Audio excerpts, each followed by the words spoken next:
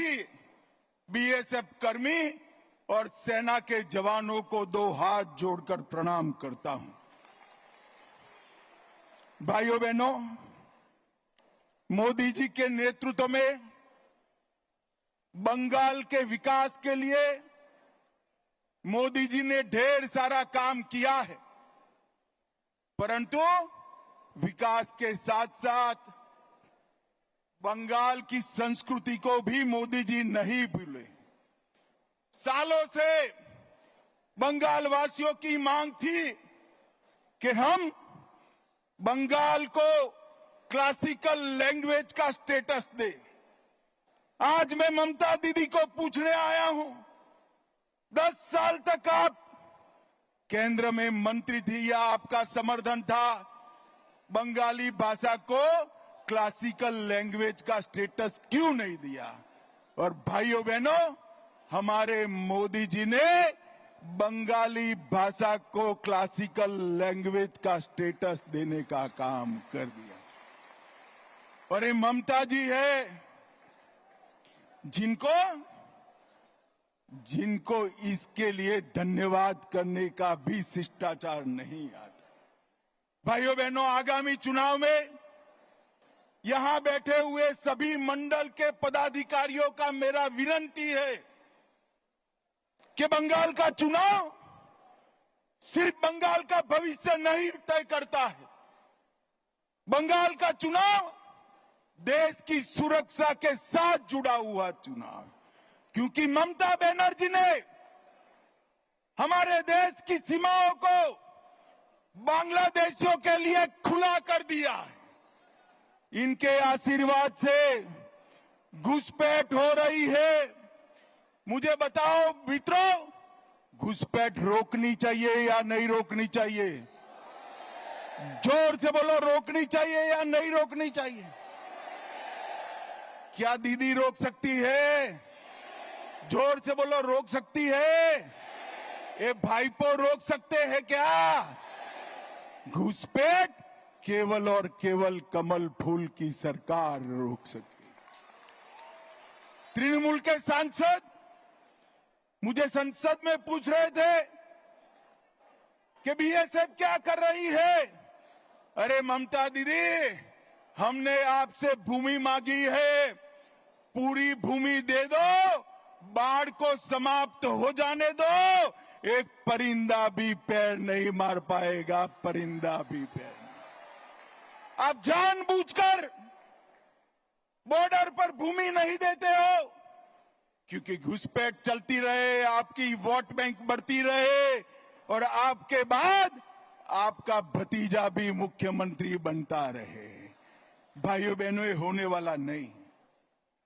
ममता दीदी को मैं भारतीय जनता पार्टी का ग्राफ बताने आया हूं। 17 के चुनाव के बाद हमने तैयारी की, 19 की लोकसभा में हमें सफलता मिली, 21 की विधानसभा में 77 सीटें मिली और 24 की लोकसभा में 97 सीटों पर भारतीय जनता पार्टी का लीड रहा, 97 विधानसभा सीटों पर। और 143 सीटों पर 40% से ज्यादा मेरे कार्यकर्ताओं के परिश्रम के कारण वोट मिले हैं।